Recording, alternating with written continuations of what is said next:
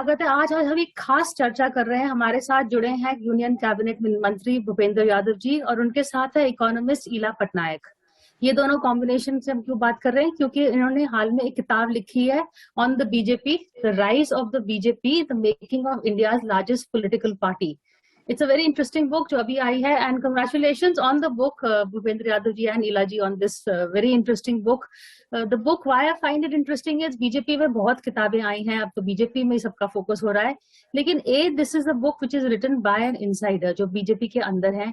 And secondly, what I found interesting is कि BJP की politics की बात हो रही है, थोड़ी सी पॉलिटिकल इकोनॉमी की बात हो रही है, क्योंकि ईला पटनायक इकोनॉमिस्ट भी हैं, लेकिन it also tells you about the organisation. BJP कैसे सबसे बड़ी पार्टी बनी, the nuts and bolts of the organisation, क्या क्या डिजिटल टूल्स अप्लाई किए गए, कैसे कैसे लोगों को इन्वॉल्व किया गया, whether it was through projects और through outreach, through volunteers. All that makes for a very fascinating read. So congratulations. And Bhupendra Yadav ji, my first question to you, कब लिखी, क्यों लिखी? तो पता है लॉकडाउन में आपको it give you a project to do, you are good at giving projects to people, तो अपने आपको भी प्रोजेक्ट दिया, लेकिन क्यों लिखा आपने? Why did you feel there was a need for such a book? किसी भी नेशन की डेमोक्रेसी की जर्नी में पॉलिटिकल पार्टीज की जर्नी भी इंपॉर्टेंट होती है. पॉलिटिकल पार्टीज केवल एक मूवमेंट नहीं होता. पॉलिटिकल पार्टीज एक ऐसा ऑर्गेनाइजेशन होता है जो सोशली रिप्रेजेंटेशन भी देता है, जो देश की डेमोग्राफी के हिसाब से भी अपने आप को चेंज करता है, और गवर्नेंस के माध्यम से देश की भविष्य की नीतियों को भी तय करता है, और पब्लिक के बीच में बार बार जाता है. तो नेचुरली डेमोक्रेसी में लोगों से कनेक्ट करने का एक बड़ा साधन भी होता है. और इसलिए कोई भी देश की जर्नी में कोई पॉलिटिकल पार्टी भाग लेती है तो उस पार्टी का अपना काम करने का तरीका क्या था, उसमें लीडरशिप क्या थी, उसमें डिसीजन लेने के तरीके क्या थे, और उसने कैसे अपने आप को कंट्रीब्यूट किया और कैसे अपने आप को सेंट्रल स्टेज में अपने आप को पाया. ये एक ऐसा विषय था जिसमें मुझे लगता था कि लोग, जब मैं पार्टी के ऑर्गेनाइजेशन के काम करता था, आप जैसे मीडिया के लोगों से मिलता था, तो बार बार पूछते थे, तो मुझे लगा कि क्या इस विषय पे कुछ लिखा जा सकता है, और फिर ईला जी के साथ मिलकर के मैंने पुस्तक लिखी. You've written about the tools, the planning, कैसे लोगों को साथ जुड़ाया किया, आइडियोलॉजी वगैरह. पर्सनालिटीज हमेशा बीजेपी में क्या जाता है ना, द पावर ऑफ टू होता है, whether it is Vajpayee, Advani, and now Modi ji, Amit Shah. So and the different appeal. So how does today's combination work? हमने मोदी, अडवाणी, वाजपेयी के बारे में तो बहुत सुना है, पर इन दोनों के बारे में थोड़ा बताइए. नहीं, सबसे पहली बात है कि अच्छा है आपने कहा है बीजेपी डेमोक्रेटिक होती है कि पर्सनालिटी दो होती है, लेकिन मेरा ये मानना है कि केवल दो पर्सनालिटी बीजेपी का जो नेतृत्व करती हैं, नेचुरली उनकी अपनी जो अंडरस्टैंडिंग है वो तो पार्टी में काम करती ही है. उसके साथ बीजेपी ने एज ए पॉलिटिकल आंदोलन, बहुत सारे लोग ऐसे रहे जिनका नाम नहीं हुआ, लेकिन जिन्होंने केवल पार्टी के ऑर्गेनाइजेशन के लिए ही अपने आप को डेडिकेट किया. तो उन सब लोगों को भी मैंने इस यात्रा में लिखा है. और फिर जब पार्टी का कोई नरेशन बनता है तो पार्टी अपने आप को, मान लीजिए जनसंघ ने अपने आप को जनता पार्टी में मर्ज किया, फिर वापिस से बीजेपी बनी, फिर बीजेपी के 2 मेंबर आए, फिर बीजेपी ने नेशनली कुछ विषयों को जिसको लोग मानते नहीं थे उनको उठाया, फिर अपोजिशन पार्टी में आके अटल जी के समय में गवर्नेंस दी, गवर्नेंस में पॉलिसी चेंज भी किए, पॉलिसियों को आगे भी बढ़ाया.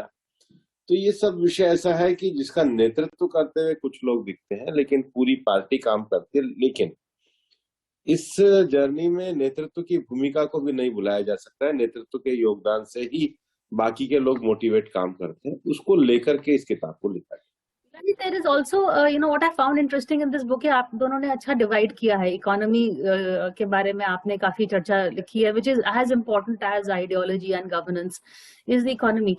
What is the difference between the Prime Minister Modi's and Atal Bihari Vajpayee के time? Would you call today's economic model more socialist?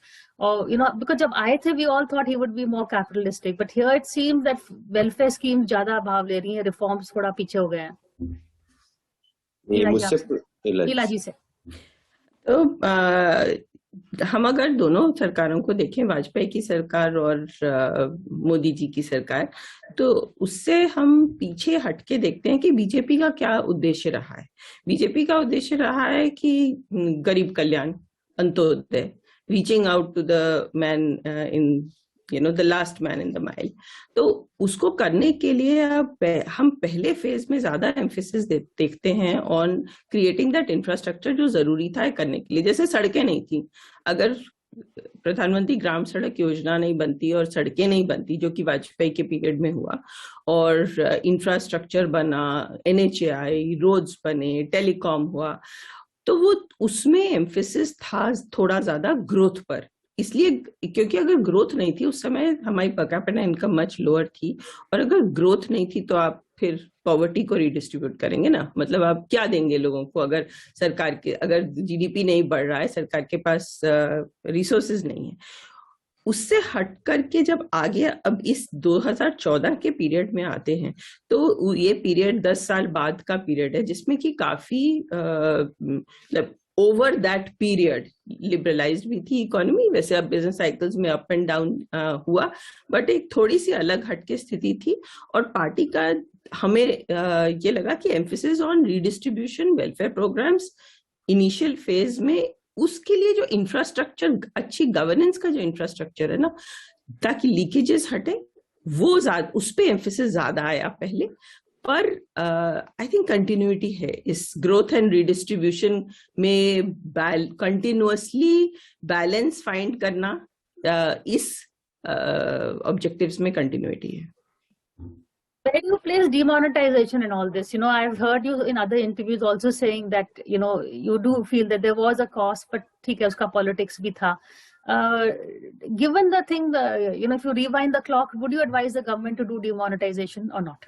Oh, I wouldn't advise the government, to do demonetization again. But I think that at that time, my fears at least were much bigger, that it would be far more disruptive.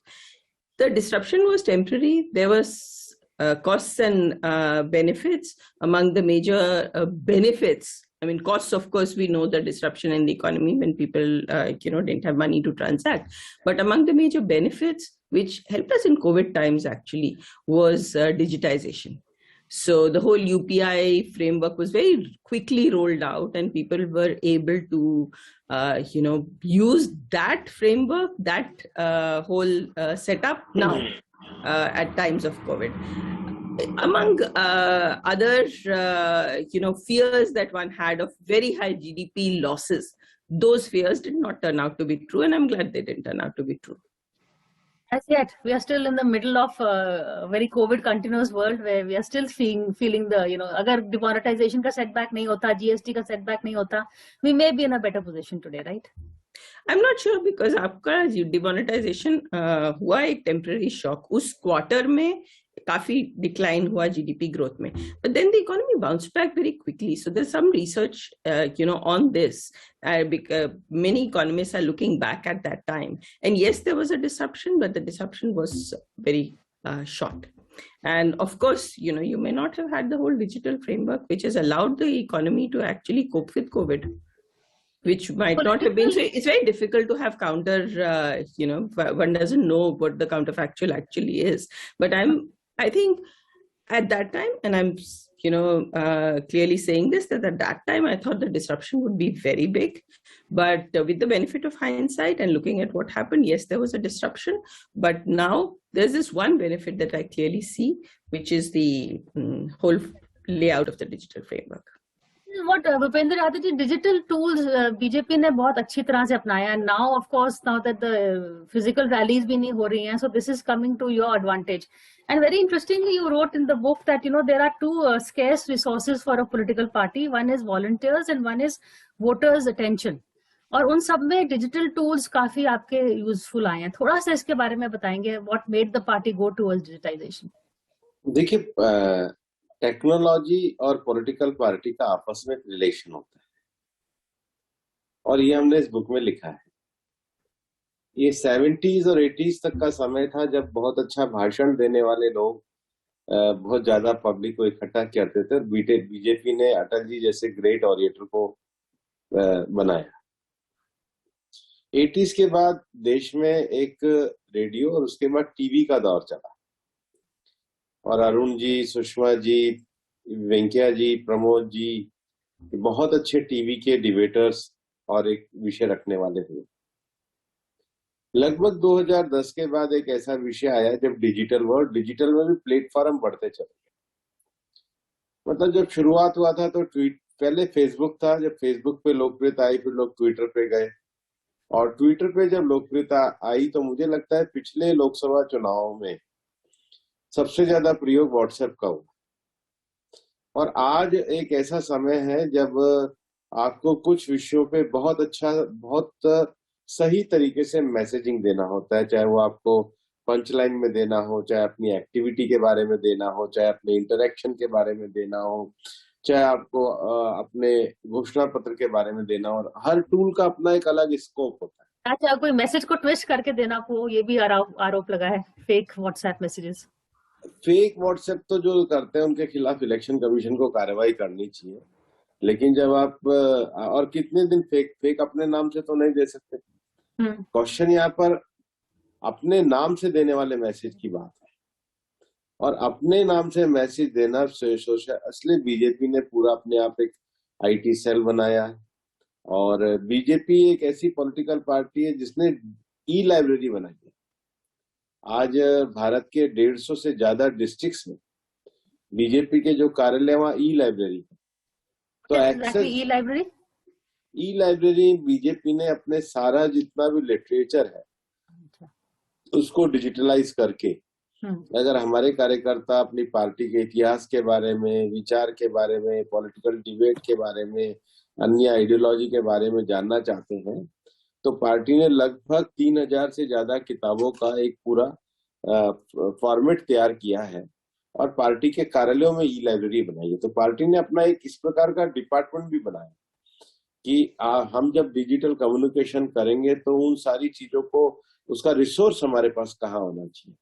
और मुझे लगता है कि political party के लिए communication एक बड़ा विषय होता है. कम्युनिकेशन का जो लेटेस्ट माध्यम होता है उसको किसी भी पार्टी को अपनाना चाहिए. और एक समय में गांधी जी ने भी अखबार को अपना कम्युनिकेशन का माध्यम बनाया था. उस समय की तो सबसे लेटेस्ट चीज वही थी. तो जब आप पॉलिटिकली लोगों को जागृत करना चाहते हैं, अपनी आइडियोलॉजी से प्रभावित करना चाहते हैं, तो tools of communication is also important for political party. लिखा है इनफैक्ट 2019 के चुनाव में नमो ऐप एंड मन की बात was one of your best tools for communication. Yes, NaMo app जो है वो अपने आप में व्यू को एक्सचेंज करने का भी माध्यम है. नमो ऐप एक इतना अच्छा पावरफुल टूल है जहां पर आप अपना ग्रुप क्रिएट कर सकते हैं, और आप वन वे नहीं है, 2 वे भी आप अपनी चीजों को पहुंचा सकते हैं. आप अपनी कम्युनिटी एक्टिविटी भी कर सकते हैं. आप लेटेस्ट इंफॉर्मेशन को अपने सोशल मीडिया के माध्यम से ट्वीट भी कर सकते हैं. मेरा मानना है नमो ऐप अपने आप में एक बड़ा विषय है, और बहुत इंटीरियर विषयों तक लोगों के मन की बातों को जानना और नए उदाहरणों के साथ जीवन को आगे बढ़ाना. की मतलब हम कोई केवल बहुत बड़ी और फिलोसॉफिकल बातों से लाइफ नहीं बना सकते. हमारे जीवन के चारों तरफ छोटी छोटी इंस्पिरेशनल चीजें भी जो घटती हैं, क्या वो भी हमारे लिए कम्युनिकेशन का या एस्पिरेशन का या हमारे लिए एक उदाहरण बन सकती है. मुझे लगता है ये सबसे बड़ा कम्युनिकेशन का प्रोग्राम है जो प्रधानमंत्री जी ने लगातार एक लंबे समय तक चलाया है, इसलिए हमने उसको लिखा है. हाल में थोड़ा सा बदनाम भी हुआ है ना आपका IT cell, it's come out specially on social media as a tool of attack also, जो आपकी विचारधारा से नहीं मिलते हैं, कहते हैं कि, और एक्सपोजे भी हुए हैं कि आईटी सेल ने लोगों को, you pay money to get them to attack. हमने तो कोई ऐसा पे मनी दिया नहीं है, किसने लिया है ये तो आपने वो नहीं, बताएंगे। लेकिन आपके नाम पे बदनाम तो आप हो रहे हैं, चले दिया नहीं, लेकिन बीजेपी नॉट आप, बट द पार्टी इज नहीं गेटिंग नहीं बैड। नहीं नहीं, हम कभी कोई अनएथिकल एक्टिविटी नहीं अपना रहे हैं, और बल्कि हमारे को भी बार बार ट्रोल किया जाता है। मैं ही अपने मैसेज पे कई बार देखता हूँ, व्हाट्सएप पे खूब तरह के मैसेज आते हैं जो सच नहीं होते। तो ये तो इन लोगों से तो बचना ही होगा, सोशल मीडिया का ये एक समस्या है। एक सवाल यूपी इलेक्शन पे आपको से चाहिए। आपने कहा है कि सबका साथ सबका विकास, जैसे इला जी ने भी कहा था, दैट इज द फिलॉसफी, लेकिन योगी आदित्यनाथ 80-20 की बात कर रहे हैं। So I know schemes are not ये टारगेटेड पॉलिटिकल बातें हैं। योगी जी 80-20 की कर रहे हैं, अखिलेश 85-15 की कर रहे हैं। ये जो पॉलिटिकल भाषण देते हैं, उनके पॉलिटिकल भाषण उन्हीं से ज्यादा पूछने चाहिए। पार्टी के तो है ना, प्लेटफॉर्म तो हाँ, बीजेपी तो का है। तो कोई नहीं, कुछ वो योगी जी ने जो कहा है, सबका साथ सबका विकास ही कहा है। उन्होंने एक मीडिया चैनल में जो कहा है, उसका क्या संदर्भ है वो बता सकते हैं, लेकिन योगी जी हमेशा सबका साथ सबका विकास की बात ही करते हैं। ये polarisation is not part of the rise of BJP, आप सोचते हैं? No, that has never been. तो what has been? Is it polarisation may be a fluke, but BJP won UP election in 2014 by 74 or 70 more than 74 seats. Then again BJP won in the assembly election. Then again BJP won in the last Lok Sabha election. The same continued thing is happened everywhere in the other part of the country also. Gujarat में BJP लगभग 35 साल से शासन में है। आप emotionally एक बार दो बार कर सकते हो, लेकिन आपको लगातार जनता के बीच में अगर रहना होता है तो आपको शासन में नीतियां भी बनानी पड़ती है, उनकी सेवा भी करनी पड़ती है, अपने ऑर्गेनाइजेशन को भी लाइव रखना पड़ता है। यू नो व्हाट दे से ना, बीजेपी का यूजर नेम होता है डेवलपमेंट, लेकिन पासवर्ड होता है हिंदुत्व। तो ये at the end of the day वही 80-20 में आ गया। हमारा यूजर वर्ड भी सेम है। यूजर वर्ड और पासवर्ड जो है आपके पास कहाँ से आया है मुझे नहीं पता, मेरे पास तो ये है ना। मेरा डिजिटल आप कंप्यूटर भी चेक कर सकते हैं, उसमें ना तो कोई ऐसा यूजर वर्ड है ना पासवर्ड है। इंडिया न्यूज से बातचीत करने के लिए बहुत बहुत शुक्रिया।